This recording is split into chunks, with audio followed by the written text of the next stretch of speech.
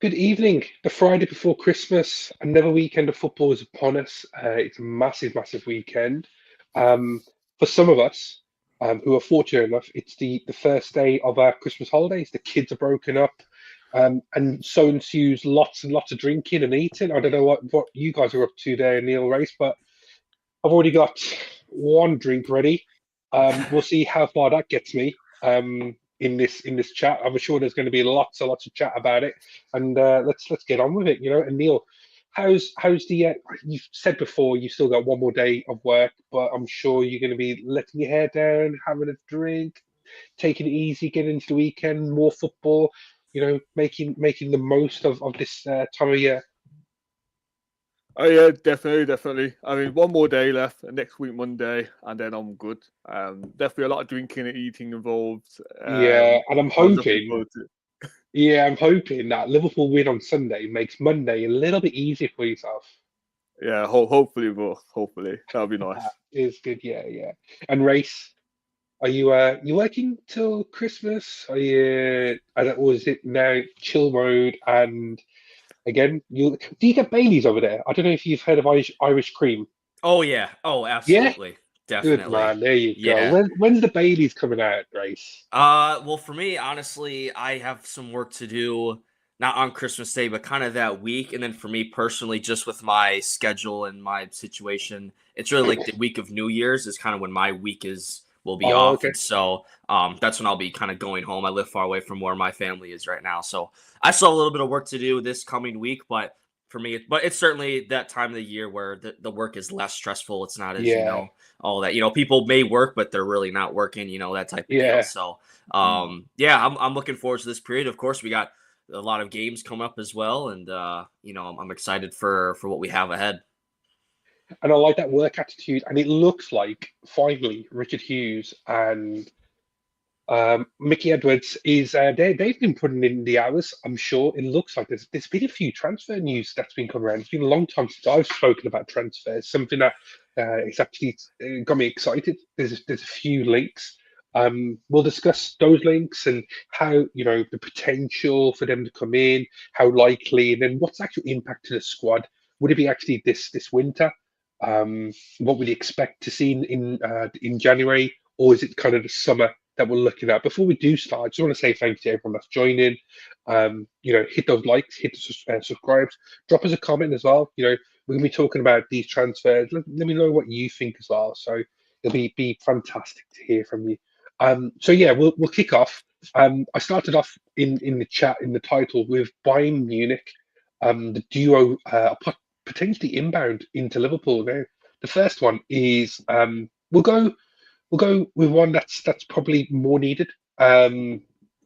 Alphonso Davies, the Canadian left back, who's rapid. He's really really kind of shone for a number of years for Bayern Munich, but it seems like his time at the German Giants is coming to an end. There's a few clubs that are interested in him, but the talk is that he's open for a potential transfer away from Bayern Munich, and Liverpool are one of the teams on his list. So, Race, I'll start with you in regards to this. Uh, When when you heard about this news, were you really shocked? Is he the caliber of player that Liverpool should be going for? Is he a little bit out of reach? There's talk of Real Madrid certainly being interested with him. A bit of a dream team that they're building, but can we actually afford him for what he's actually worth and would bring to the side? Yeah, the thing with Davies is, I mean, for as good as he is, and all the great things he can bring to the club, he would cost a pretty penny. I would feel, he would. I don't think Bayern would. They would try to get as much as they could out of him. I mean, he's still only 24 years old. He feel like he's been around, Yeah, forever. I remember him when he broke through here in America with the MLS, and he made that move to Bayern. It was such a kind of a big deal over here. I know he's Canadian, but still obviously close by, and so.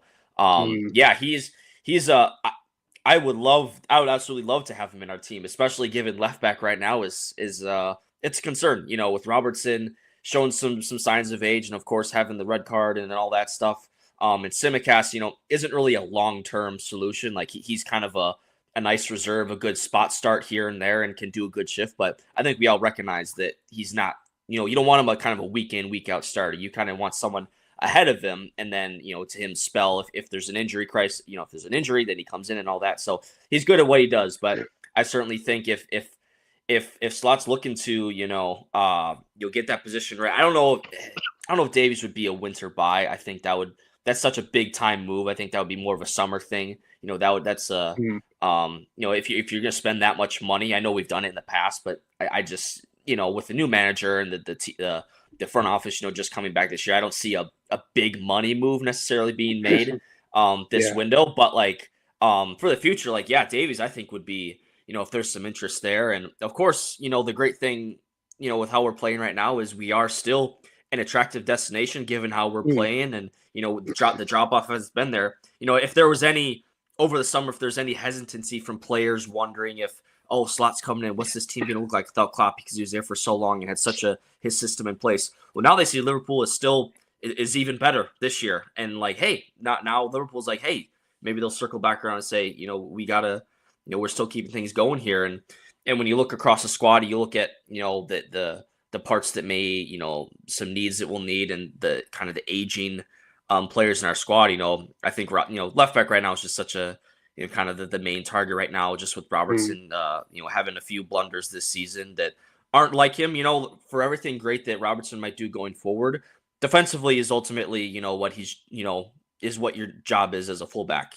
You have to get that part sorted. It's like when we had Alberto Moreno, he was great going forward, and he could, he's fast and quick and all that, but defensively he was just atrocious. He just couldn't cover himself, and that compromised the team, heavily. So if you think that Robertson, really is on the tail end of his career, that's a position you have to look at. And so Davies, I'm not too certain of just the situation why he's necessarily being pushed out the door, or why they're open to maybe so his contract. So his contract is ending this summer, and that's why. Okay. So obviously in the summer there's not a big outlay because there's no transfer fee, but there's a signing on fee which is going to be huge. Yeah. And then the contract is going to be huge as well. So those are the two things straight away. So given, and as kind of how we've operated in the past, our wage structure and contract structure is we have a way to do it, and so bringing in a player on really high wages is kind of a, it shakes things up for us. So that's another concern as well. And again, it's how willing are you to really to depart with Robertson? Is it going to be when Klopp, got rid of Henderson and Fabinho in the same window, and it was kind of a bit of a surprise, and Milner as well, just hey, we're getting rid of all the deadwood in our club and we're getting rid of it. You wonder though, it's Slot, it's his first year with us, or he'll be going on his second year. He'll think hey, I tried this guy out and he just isn't for me, and so we'll kind of not necessarily sell him, but just he won't be a featured player in our team anymore. So I would certainly love Davies in our squad. I think he would be fantastic. I think he's he fits the age profile of what we want. He's a big time, a really good player. And so and going forward as well, for the Canadian national team, I see here, he's playing high up the pitch, and so he can certainly do that job as well as defensively. So I'm intrigued, just curious to know if just kind of the wage and stuff would be enough for us to bring him in. Yeah, absolutely. And Neil, I'll come to you on this one. So looking at his salary, and this is on capology.com. So they've got access to salary and what people are on it themselves. So if we take, he's kind of middle ground in terms of how much he earns each week. So this is in terms of euros, 216,000 euros a week. Now, that's a lot of money there, Neil. And straight away, he's going to be coming in wanting a big wage increase. Now, for me, if we're thinking about, Trent, Virgil, Mo, the other players, Diaz, that they want a new contract. Konate would like a new contract. I'm sure Gravenberch and other players that have done really, really well for the team, they all want to see their salaries going up. And if they're seeing, Alphonso Davies coming in, who's on big money straight away, same thing happened with Ryan Gravenberch. Ryan came in and he was on 150k already straight away. not really proven and had a year to kind of grow into the role, didn't he? So if we say 300 grand just to get him thinking about a move to Liverpool, is that the right thing to do? Considering that the outlay would be either zero or nominal compared to what he would have been worth 2-3 years ago.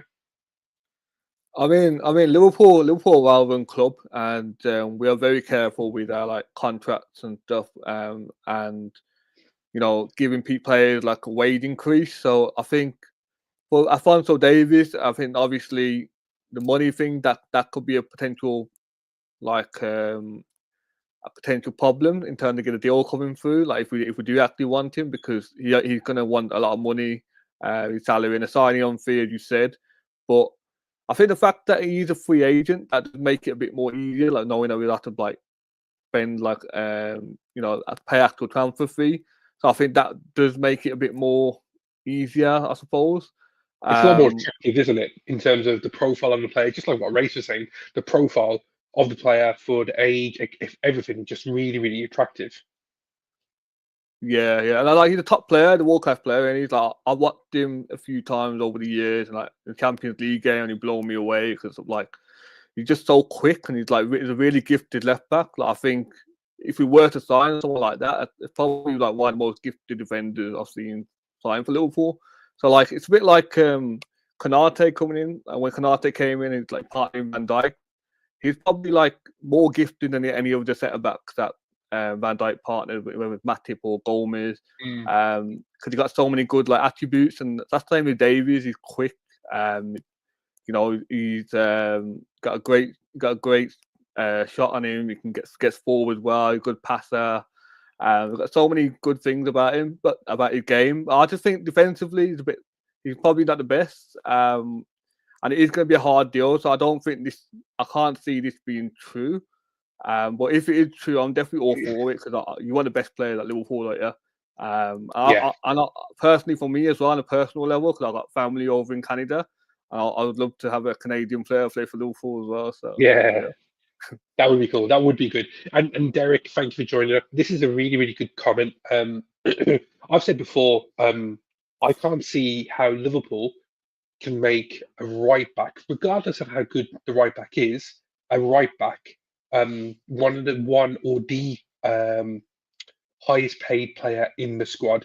Now, when you're comparing the right back and the star profile that a right back is compared to a central striker or playmaker, a winger like Salah, if someone comes in, let's kind of be hypothetical. We sell Nunes and Jota. We want to go and get a really, really star striker like Gokeres. Let's just say he's coming in and he sees that Alphonso Davies, a left back, is being paid 300 grand straight away. And I think it's kind of reiterating what you guys have been saying there, Race, and also Derek in the chat. It doesn't make sense for us to be paying so much money for a left back. Paying so much money for a left back, and then other players coming in with a little bit more star power, and they'll be demanding loads of money themselves. So this is exactly it. So Virg and Salah, 220, 350, and if you're Alphonso Davies, he's going to be coming in saying, I want at least halfway between them two, and that just that ruffles a lot of feathers.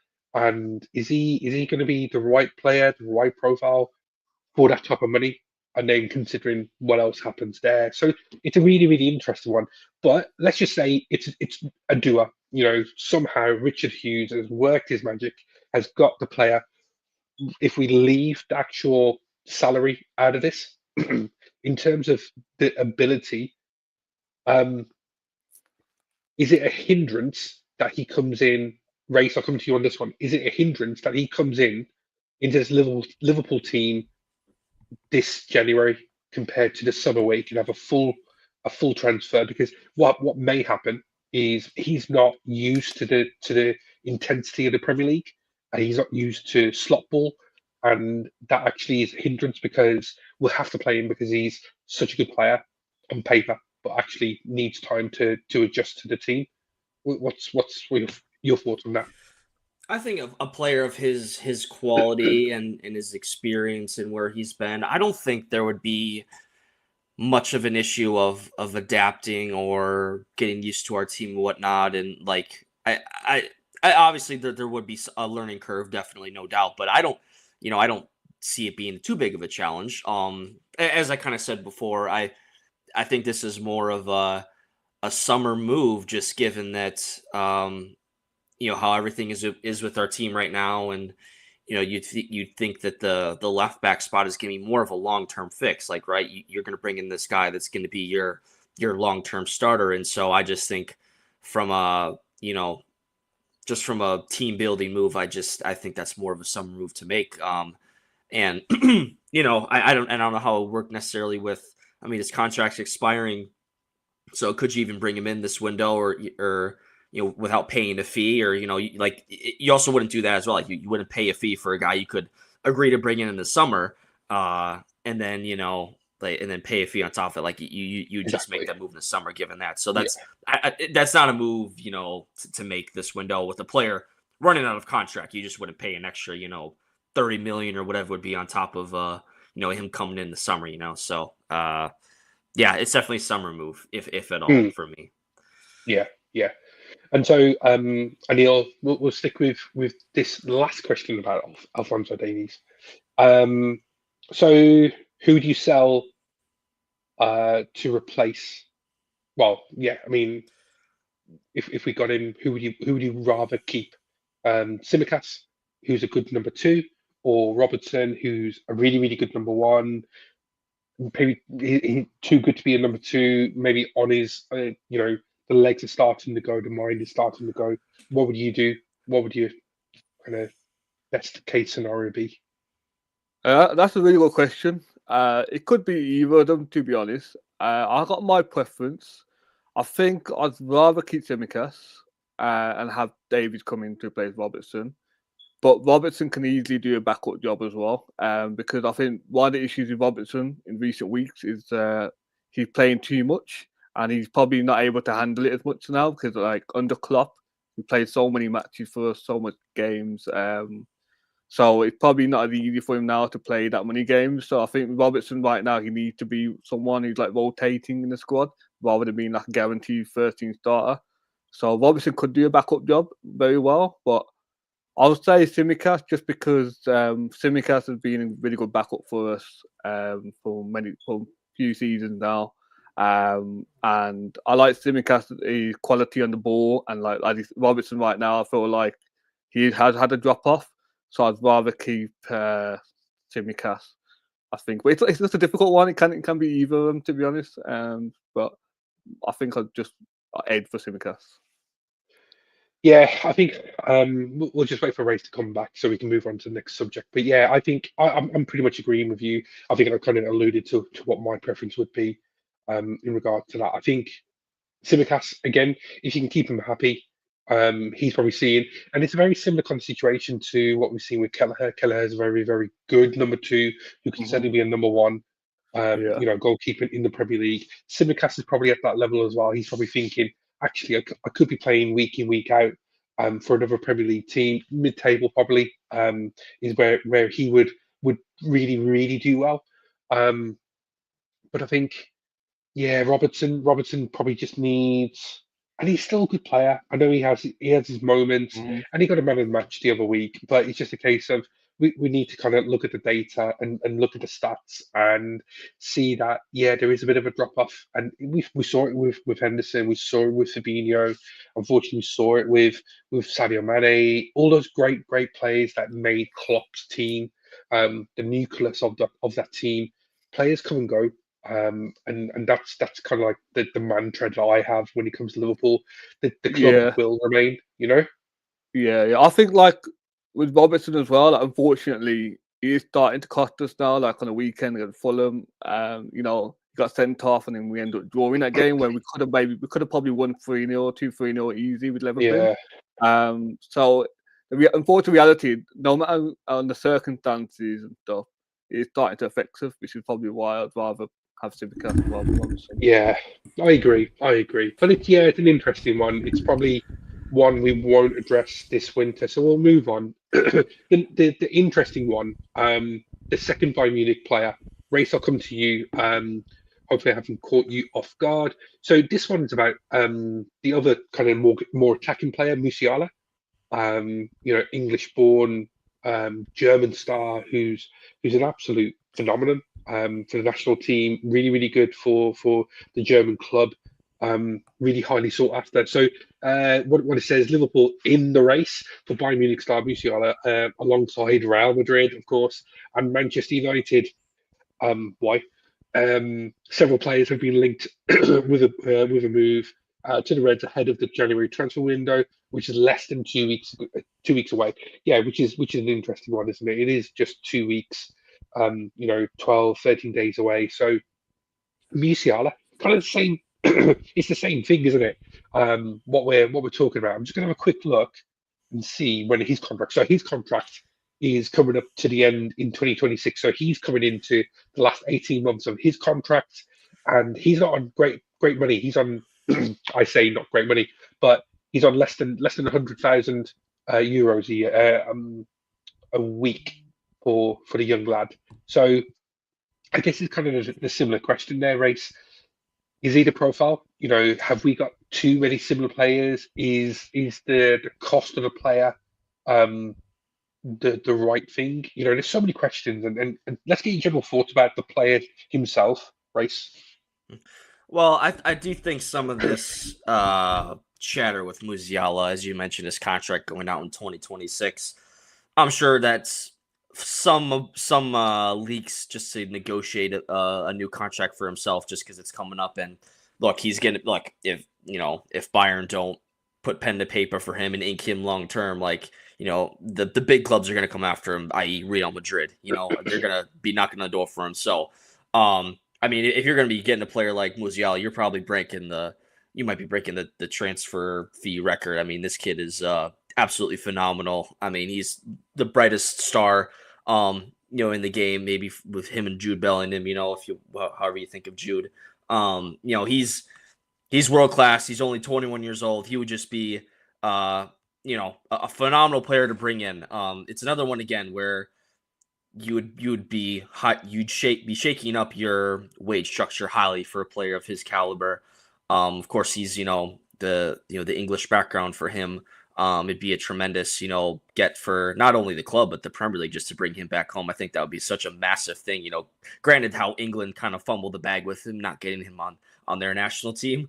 To bring him back, at least play in the country, would be something. But yeah, I mean, he's been a young talent for so long now. He's already almost at 200 appearances for Bayern Munich at 21. The only thing with that is sometimes when you bring up these younger players that start playing when they're like 17, kind of the long-term effects of that might start to show, so that's like the only really concern you would have for Musiala. But other than that, I mean, he's an absolutely phenomenal player. But, for us, you look at where he plays and our areas of strength, it's kind of a strength for us, kind of that attacking field spot, or if you want to bring him in and then just kind of challenge the others, that's fine. But, I have my doubts, kind of about these links, and just it might be just a negotiating tactic to get himself a new deal. But we can always dream. We've gone down this route before with Mbappe and Bellingham as well. So I'm not too certain that this player will be moving on. But yeah, I mean, if he's at least kick the tires on a move like this, right? But I think Musiala will eventually stay with Bayern long term, and he really has the potential to be, if he's not already one of the top midfielders in the world, he's certainly on a trajectory to be that. Yeah, and I think you've hit the nail on the head. Definitely with that, with those comments. Yeah, unfortunately, we've been down this road a fair few times, haven't we, Anil? With kind of tentative links with other players. I don't know. It's the one thing is, it's a young player. His contract is coming towards the end. As such, it's 18 months in that regards. So yeah, Wirtz as well. There's chat about him, and then whether he would be going to Chelsea or Madrid. There's other players, and then whether Xabi Alonso goes to Madrid in the summer. There's just so many things that would happen. But let's kind of ask you the same question, because we're really good for time. What were your thoughts about Musiala as well? What would you kind of what's your initial thoughts about the link? Musiala, very exciting, very exciting. It's like some players when you see when you link with them because you know they're top players, you're just instantly excited. So like with Mendy last summer, that was someone that made me think, oh, I felt like that with Musiala as well, just because we all know he's a top player, we've seen what he can do. But yeah, I don't think it's one of those ones that that's probably feasible, but there's nothing wrong with having a little dream about it and hoping he can come and stuff. And he's a top player in today, and I'll definitely love to have someone like that at the club because you're one of the best players at Liverpool. But I think we'll probably talk about him in a bit. But like someone like Rayan Cherki is probably a more realistic option. And I think the fact that we are being linked to Musiala and Rayan Cherki are both attacking type midfield players probably shows there might be something in there that we are looking for that type of player. So yeah, that sounds good to me because there are sometimes in games where, like for example, against Nottingham Forest at Anfield, where we struggle to break down teams. So I think having another player like that who can do that, I think that helps. I know we've got Harvey Elliott, but to have other players as well that can do it, I think that will make us a better team and more predictable. Yeah, I totally agree. Totally agree. There's definitely a player in there, and he tends to play on the left hand side of the midfield. Um, whether there's an actual open spot for him and how it actually impacts the team. Again, you're probably going to be expecting a player like him to come in and be playing week in week out. So, Race, I'll come to you on this question. Let's say again, Richard Hughes does his work. What he's paid for, and pulls off a really good transfer. Where does he come in? Where does he play? What would your midfield three be with having someone like Musiala? And we'll ask the same question about the next player, Ryan Chekri. So have a think about that. But if Musiala does come in, what would your midfield three be? Or do we need to kind of concentrate on other areas of that midfield, i.e., the the ill-fated number 6 position? Well, I think our midfield three would simply be you throw Musiala in that midfield with Gravenberch and McAllister. I think you kind of get a really nice mix. You have Gravenberch, who's definitely more the defensive type, but as we've seen this season, can certainly bring the ball forward and play a key role there. And then you have McAllister, who's just the do-it-all type player, kind of the more box-to-box type guy, but also excellent in putting shots on goal and stuff like that. And assisting as well. And then you have Musiala, who's just kind of the connector between them all, and just he'd be the man to kind of play the furthest forward, score goals. You'd certainly expect more goals out of the midfield, I would say. So that would kind of shake things up. And given the uncertain future of Mo Salah, maybe that's would kind of depending on what the front three would look like. You would have Musiala as more of a goal scoring threat. So, but that's to go on a little more of a speech there. But yeah, it's certainly Musiala, McAllister, and Gravenberch. Those would be our best three midfielders. So pretty simply put, they would make up our main three. And it's like I said there, it's a nice mix of each one has their own set of specialities and what they're best at. And I think that would just be that's a dynamic midfield right there. That would be incredible, So one can dream about a midfield like that, but I certainly don't expect that to be a midfield anytime soon, but it's certainly an intriguing one. Yeah, so I mean, I totally agree. Totally agree. I think I need. I'll come to you on this one. So where does it leave players like Harvey Elliott, Jones, Soboslai, and let's kind of. I guess we probably need a link in the Ryan Chekri chat, but a player that's coming in, where does it leave those type of more attacking players?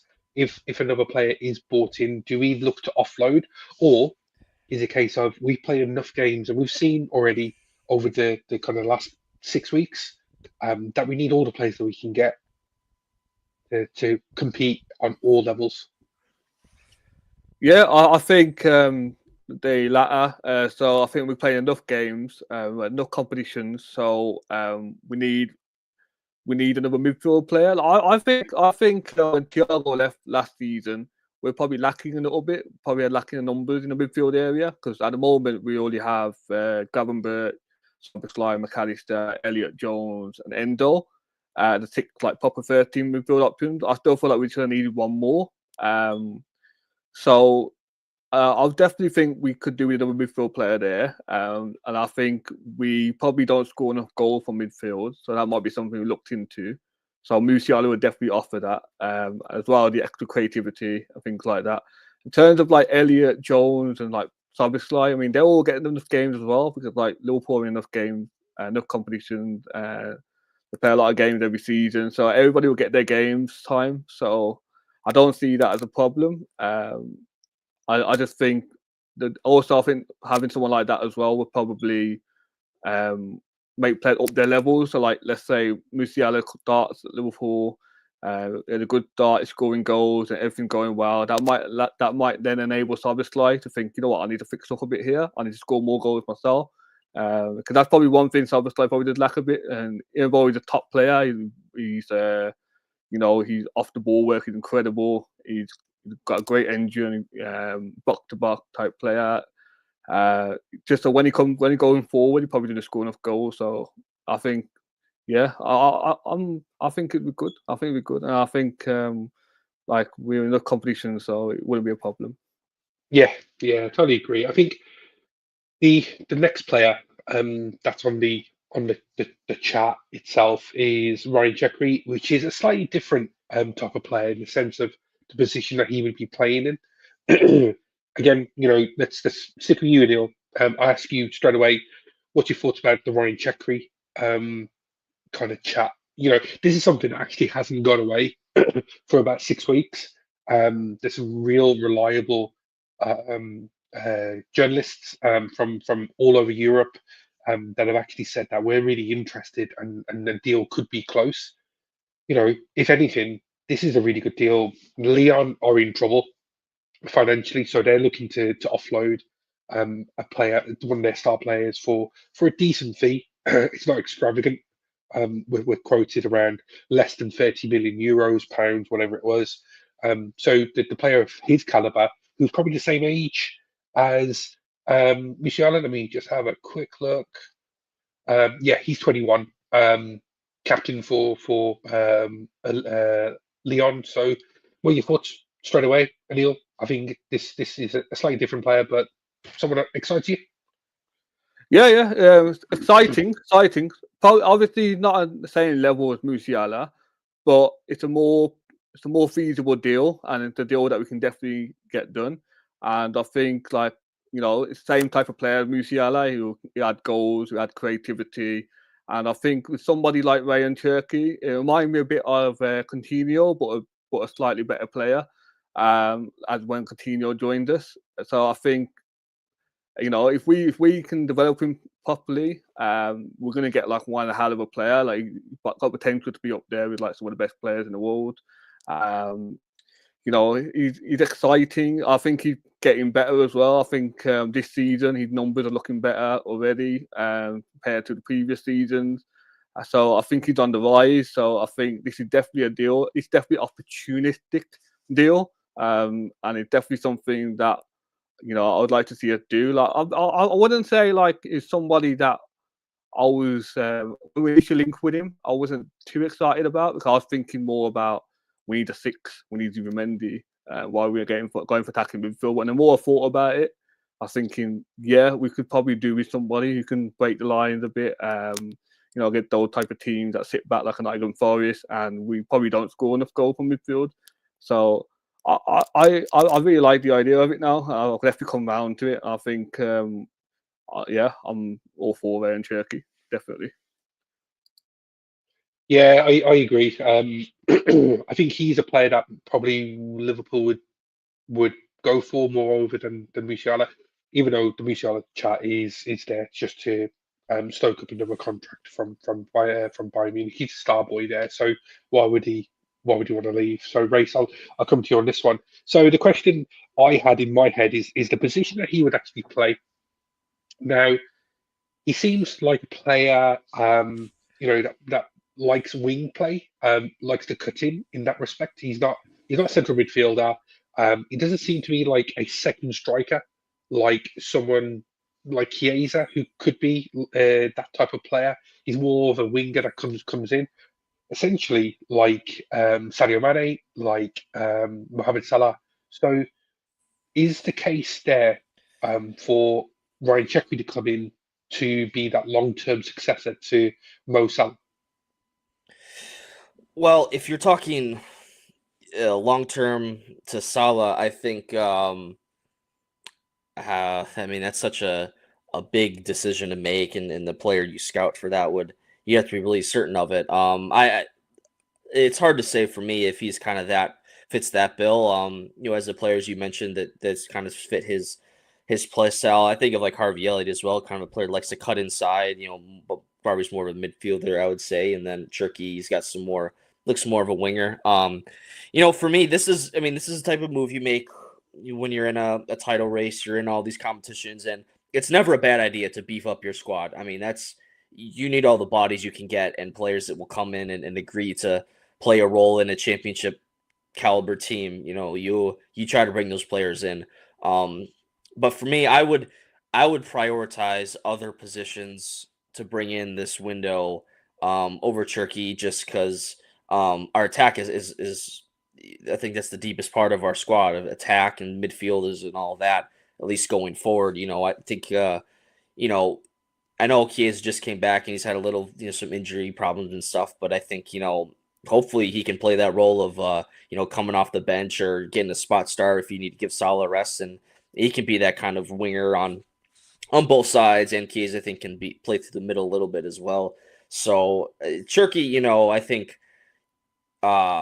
if you bring him in and you plan to kind of make him the long-term successor to Mo Salah, I think it's tough for me to see that for him personally. I know he got loads of talent, and he's a younger player. He's only 21 years old, and so he's it's kind of similar to like Gravenberch, where you bring him in at his age, and you try to work him out. Although obviously winger different from being a midfielder, and so I would just these links are there, and if we're doing some work on it, that's good. But I would if we bring in Cherki, I would hope we bring in some other positions as well this window, because I think there's more pressing needs than what he could provide. And so I'm looking at left back, I'm looking at center back. If you can bring in a number 6, that'd be great. But ideally, you look at our forward options, then you have Gakpo, Diaz, Nunez, Jota, Salah, Chiesa, Harvey Elliott can play up there. Even Sobosai, if you want to play him out wide sometimes. Like, we're good up there. We're good. I think you got to look at some other positions before you do Cherki. Of course, you can do those simultaneously as well. But just traditionally, just how we've operated, I don't see, bringing in multiple players this window. I really see it just being one. Although, because it's a new manager and it's kind of a different situation, we only brought in one player in the summer, there could be a bit shake up to it, right? There could be a different plan just to make sure that how Slot played, how his team was set up, and just kind of make sure what his system is. Now he can identify, okay, what players do I need? So maybe there could be a couple, multiple players coming this window, but I think it'll just be one, and I don't see it being Cherki. And so this is, to look at him more extensively for me, I'm just looking at him, more in the summer, like just see how he does. Okay. And you would ideally have the Salah situation sorted, so then what type of player and what kind of profile, age, and whatnot you want to bring in. And so I would this is kind of a luxury buy. Like it's something that it's certainly not the top of my list. Also, I'd be excited if we brought him in, of course, but I'm just I look at this and just think, hey man, we get other things to shore up here, and I hope we can address those before looking to bring in another, right winger, essentially, or attacking player. I totally agree. Everything you just said there on the head again, mate. Opportunistic, and that's what I think this is. I think Chiesa was the same thing. We saw a player that has a good ceiling, has performed over a number of years. Okay, the issue with Chiesa was his injuries, but it looks like we've recognised the issues that he had at Juventus, and he wasn't really looked after very well. We're hopefully going to sort that out. You know, I love Chiesa. I think he's going to be magnificent. If we can get him fit for long enough, and find a position for him to play in this team on a regular basis, I'm really sure that he would be an absolute star for this Liverpool team. Rayan Cherki again, yeah, you know, there's probably it's an opportunity to bring in a really good player who for a really good fee. And if something came up, Neil, I'll ask you this question: if the opportunity came in, we get him for relatively cheap compared to what he was worth a year or two ago. Lyon are facing their financial problems already mentioned. There's probably opportunities for us to sell him for a good fee later on in his career if it doesn't quite work out. So yeah, that's one question. The second question is, and this is how I've seen him. He has all the talent, and both you guys, I want you to answer this question if you can. Ryan has all the talent in the world, but it seems to me that the mentality maybe not suspect, but there may be a cavalier approach to how he operates on the pitch. Is he determined enough to come into a slot team and actually perform a team game rather than an individualistic approach to how he is, you know, the star man at Lyon? Anil, you want to go for that question and race? I'll give you a few minutes while you think of an answer on that one. First of all, I think obviously he's a young player, he's a young lad. I think with a lot of young players, at first it can be seen like they might have a little bit of attitude issue and things like that. Like I remember when Gravenberch came, people started saying that he might be lazy or he got an issue himself. But you know, we've seen how you know how hard Gravenberch worked. We've seen how well he's done this season. So I'm not trying to read too much into that kind of thing. And I think like if he is the right type of guy, I trust the recruitment team as well. So like I trust that they're gonna check some things like that and make sure he's, you know, he's not a dickhead kind of thing. Yeah, and what was the other question again? You're muted, Charlie. You're muted. Oh, yeah, sorry. Yeah, do you know what? I forgot. I think it was just the mentality of the player. You know, has all the talent in the world. I guess it's that mentality. Are we suspect about that? Is he another Ben Arthur who has all that talent but then really kind of fell away? I think like in terms of his attitude, like I said about youngsters, I don't think like I think a lot of young players have that at the start, and then like people think they might have a problem, and then later on it could be seen that they actually have that attitude issue. And I think someone like Chekri, you know, the opportunistic end of the day, it's opportunistic signing, and you know, with his fee. It could be another Cavallo situation. Could like we're signing for cheap, and then like if it doesn't work out, we can definitely sign him for more.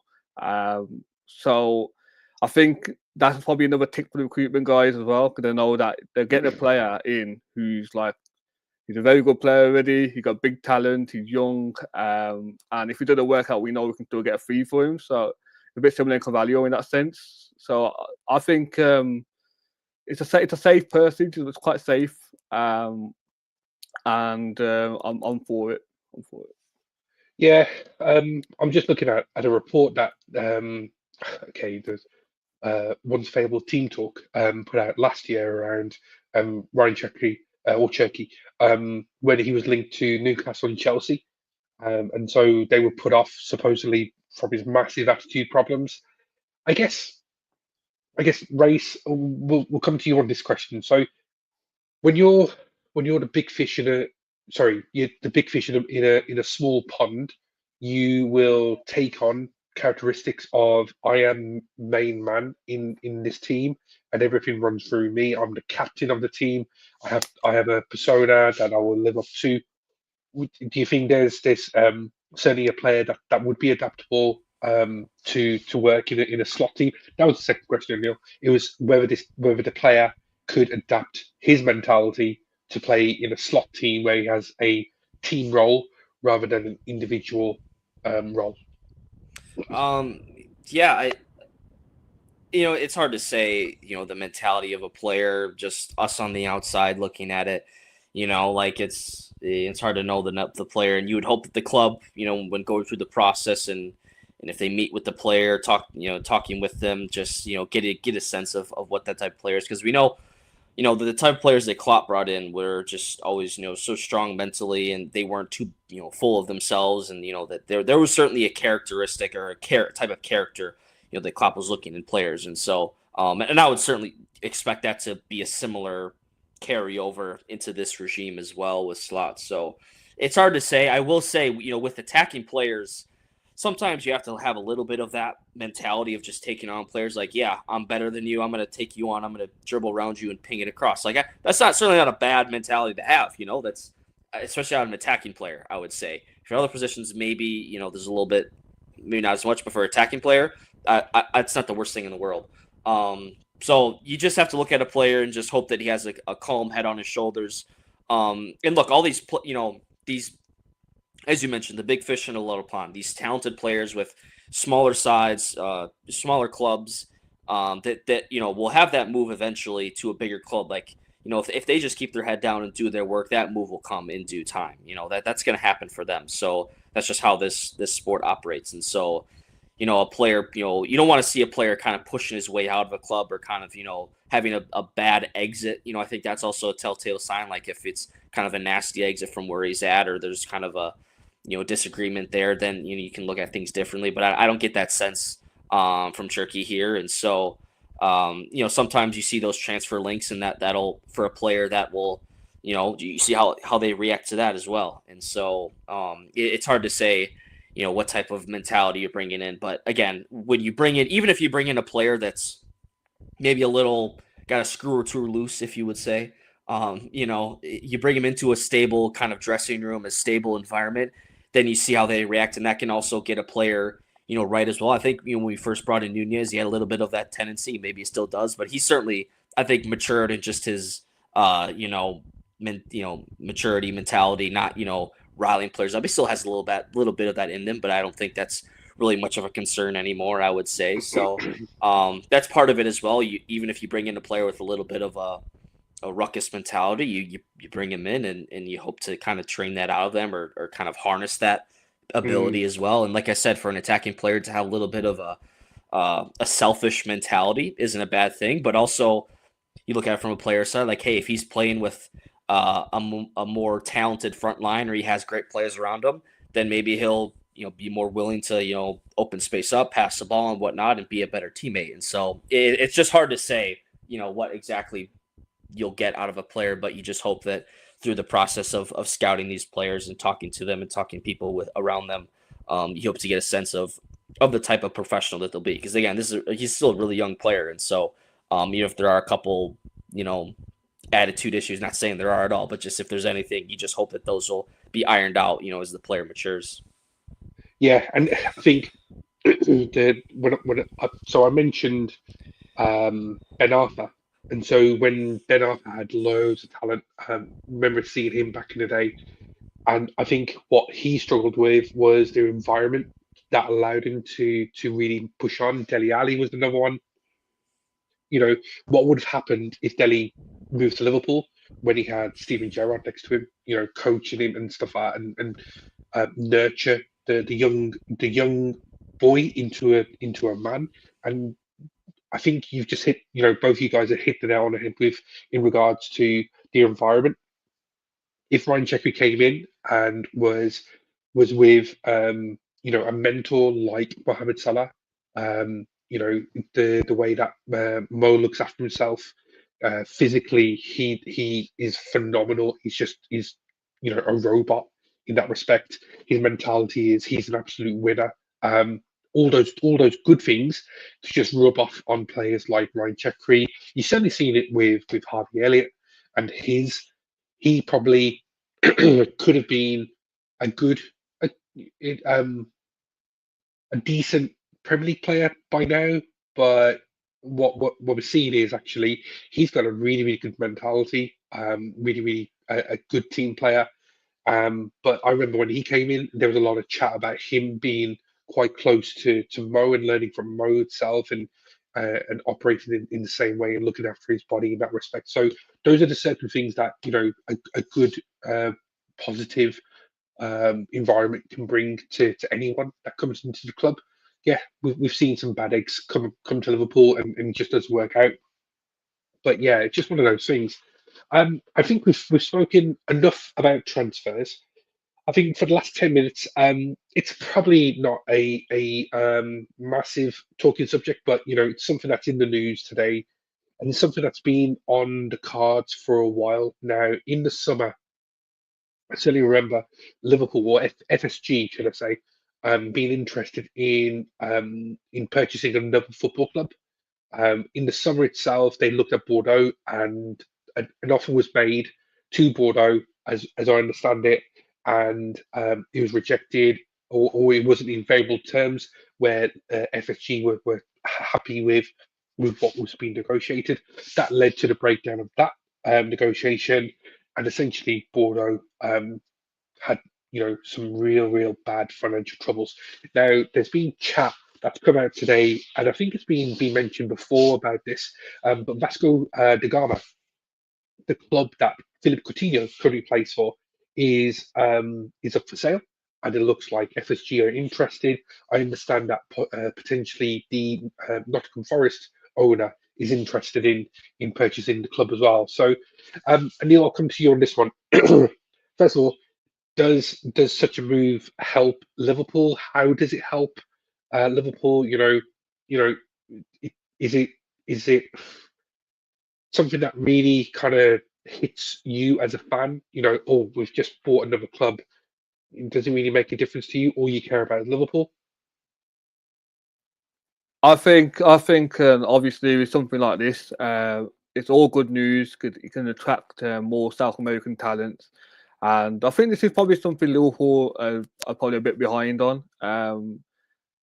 So like by having another club like a Vasco da Gama, who produces so many great Brazilian young players and talent throughout the years, I think that was the club that Coutinho first started at. So it will be for our own benefit, so we'll be able to recruit some of these players from Vasco da Gama, and even use the club maybe to send some players out there on loan. So I'm all for that kind of thing, and I think it's something that we need to do more of because it could save us a lot of money in the long run, so we can get in like talents in the club. Rather than buying like a 50-60 million player, we can get someone who can develop into a 50-60 million player from a club like Vasco da Gama. And yeah, I've been very envy of clubs like Man City when they get like players like Julian Alvarez and that's on South America. That they got Gabriel Jesus from South America. I've seen Chelsea buy a lot of Brazilian talent, and that's not something that we're doing. So this is something that will build that, and then we'll get some more great talents at our club. So definitely good news. Yeah, absolutely agree. I think there's one player that's been at Liverpool that is at Liverpool race that I want to ask you about, and it's a similar situation, probably what Anil's actually talking about. So Alexis McAllister when he was at Brighton. So looking at his transfer, so he was he was playing for Argentina's juniors. So he transferred over to Brighton, then went back to loan. A few transfers here and there over a year period, and then he went to Boca Juniors before he moved back to Brighton and really kind of hit it off and became the star that he is, playing regularly for Argentina, winning the World Cup, etc., etc. By having such a club like Vasco da Gama on the books, they're not owned by Liverpool; they're owned by FSG. It's just a partnering situation. Is there again kind of opportunities, just like what Anil said, to have South American players come into the club? We have them on our books, but then we can send them back to Brazil, and we can see how they develop and build up rapport while they develop as players and as young men, as they move into Liverpool. There is opportunities there, surely. Yeah, you're dipping your toes into that South American market or that Central America region. When you think of transfer, you just think of buying players from Europe, but there's so many other places in the world that play this game, and so to have a foot in the arguably the second best region in the world, I think is a great thing. And as you mentioned, all those players that come out of South America, also Brighton, getting Moises Caicedo from Ecuador was such a it seems like Brighton are kind of pretty good at that, picking these players undervalued players and then developing them, and then all of a sudden you say, wow, these guys have a lot of talent. And so as you mentioned, the players you can get from these countries that may not get the exposure, you're just adding your seed elsewhere in the world, and just kind of, not to say you're banking on getting a player, getting some world beater, but it's certainly a good business opportunity to look into. And just the way that we operate in developing talent, getting these young players in, like that lines up perfectly what FSG does. You're not spending the big money, you hope to develop some talent in-house, and then it's a perfect business model as well. And so I mean, this is just we have to remember, this is football is also a business, and so you have your business ventures to get into. And there's certainly some players down there. You think of all the greats that have come from South America, like like Neymar as well, coming over from Brazil, and as you mentioned, McAllister, Jesus, Alvarez, who's the other one? Didn't or Savio for City as well. I don't know, he's playing well, but yeah, you just never know. And then you all of a sudden you see these players kind of pop up, and you see these big clubs buy these players, like, oh, who's that? What's he been doing on there? And then they come here like, whoa, who's this guy? He's pretty good.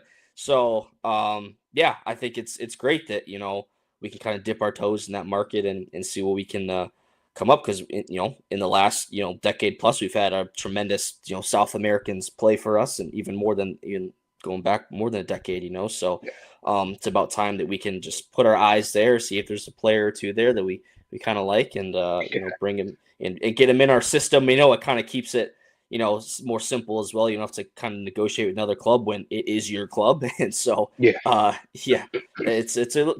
nice little thing to keep an eye on it, if we're able, if FSG are able to get this club and see what's up down there. It is an interesting one. I think for me, my thoughts, if anyone's ever interested in what I have to think, but if we're going to do it, I think because it's very much like a Portuguese model. So if we look at Benfica and the way that Sporting operate, they kind of ship in loads of these South American lads that come in, and they sell them for big money. I'm not saying that we would become a selling club. What I'm saying is, looking at the model that they have, the ideal situation for me would be we strike a deal with Brazilian club Vasco da Gama, and then strike a deal with a Portuguese club or Spanish club. It's probably easier with a Portuguese club for some reason. Language barriers and stuff like that. That could be easier for certain South American clubs to come in, and players to come in and move over to a country like Portugal. So that's one thought.